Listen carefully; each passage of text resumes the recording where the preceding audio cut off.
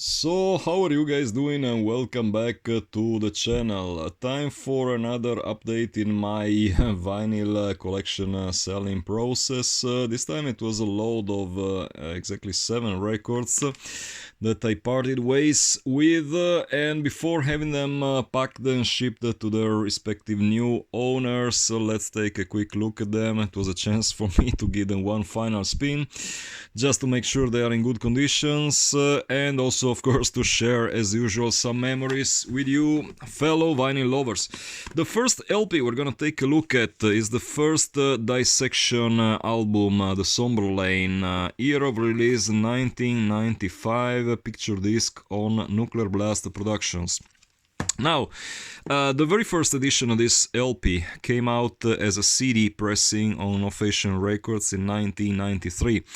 What happened was that the band later on got signed to Nuclear Blast Records, which of course took the chance to acquire the rights to their previous back catalog and re-release the very first album, the Somberlain.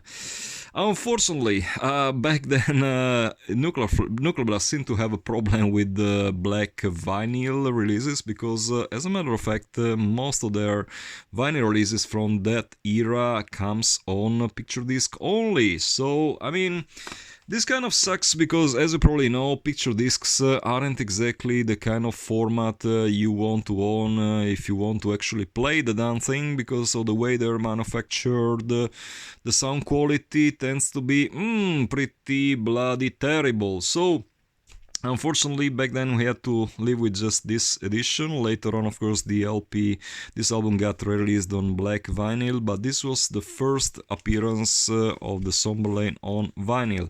Limited edition, 1000 copies. It is definitely pretty good looking. Also, the back cover, pretty good quality, I would say. But yeah, I mean, unfortunately, the sound quality isn't there. This copy got signed by John himself. I had a chance to talk to the guy during their 2005, I think, tour with their peers Watain. And yeah, I got this and also the other LP, which we are about to see in a few seconds, signed. The interesting thing is that even if the autograph itself comes on the vinyl, it doesn't make the needle skip. I played it twice today just to make sure it doesn't make the needle skip. But yeah, the sound quality is what it is. There is no, I mean, on a pure musical point of view, there is no doubt this is like the ultimate, next to the following sophomore album, Storm of the Lights Bane. This is definitely the ultimate masterpiece in this melodic Swedish black/death metal subgenre. Next to also like the fourth At the Gates album, Slaughter the Soul. These LPs definitely paved the way for a plethora of clone bands lacking the talent and the skills of the originators, of course, but definitely setting the standards for this new subgenre. Second LP, it's yet another Dissection album. It's a compilation called The Past Is Alive. Year of release 1997 on Necropolis Records. Once again a picture disc. Don't ask me why, but labels back in the 90s seem to have, like, I don't know, failed going with the black vinyl releases. I would have definitely preferred to have this one on a regular black vinyl release with its own jacket, because what makes things worse here is that this is a collection of old songs sourced from very poor material, like there's the first 7-inch EP repressed here, there is some demo tape, there is some rehearsal tape taken from the times they were called Satanized, which was actually the first incarnation of the band. But yeah, sound quality is definitely abysmal. You don't want to listen to this album. If you have never listened to Dissection before, I would never recommend you to start with this compilation LP, because the sound is definitely terrible. I understand you want to have it in your collection if you're a die-hard fan of the band, because this is definitely a collector's item. Limitation, I think it was 666 copies, but other than that, I would never recommend anyone to spend his hard-earned money on this release. Next up, Impaled Nazarene's Nihil LP from 2000, signed by this idiot Mika Luttinen and Reima Kelokowski, whom I believe was the drummer, still is the drummer. He used to play with the Finnish band Belial, if memory serves me well. Limitation 1000 units, hand number, my copy being number 569. This is the album that features Alexei from Children of Bodom in their lineup, and I gotta say, he definitely helped the band. This is probably the most well played Impaled Nazarene album. Of course, you're not listening to this band for their technicality and to look at how technical players they are, but definitely Alexei made them sound way better. He added an extra layer of depth to their sound. On a musical plan, this is a solid record. Definitely his guitar playing makes it way more tight. It's an honest, I would say it's an average to good Impaled Nazarene album, not reinventing the wheel, just the generic, punk, black metal you're expecting from them. What definitely pisses me off about this LP is the second track they have on side B, called Zero Tolerance.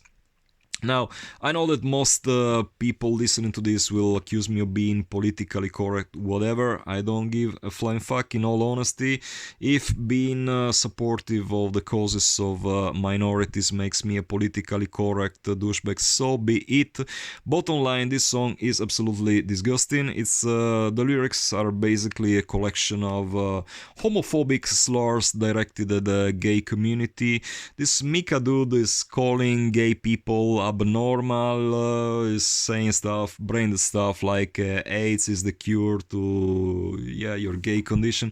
This kind of really demented bullshit that would make Christian fundamentalists really happy. And I mean, when a guy like Mika Luttinen,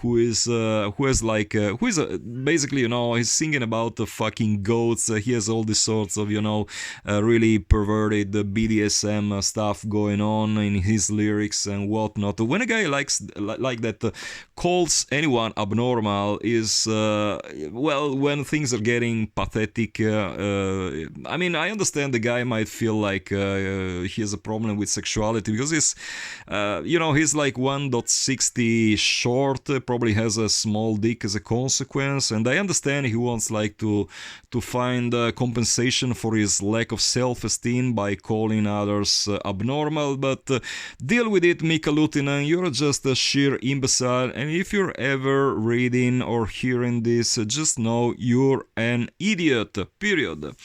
Next one, here we have the Diabolos Rising, once again courtesy of the poor delusional douchebag from Impaled Nazarene. Year release 1994. This is actually an LP that features that other genius from Necromancia. It was like a side project that they had. If the previous Impaled Nazarene album was at least acceptable in terms of musical quality, this one definitely isn't. This is just a waste of time. It has perhaps one good song, everything else is just a waste of money and time. I would never encourage anyone to spend money on this pathetic excuse for a band, so definitely not an album that I will ever regret selling. Next up, Marduk Warshow Double LP. This is actually a live album by the Swedish masters of ultra-fast black metal speed inferno. What to say about this LP? I mean, a Marduk live release to me personally is not the most exciting experience around. I mean, in my opinion, Marduk sounds very flat on stage. I'm personally not a big fan fan, as you probably know, of their later stuff. I'm mainly into their first 3 releases. That's where Marduk peaked in terms of sound quality, in terms of songwriting. But yeah, I mean, I do understand that if you're a fan of the band and into collecting, you want to have this record as a part of your collection. To me, it really doesn't do much. I'm sure that Marduk fans will love it.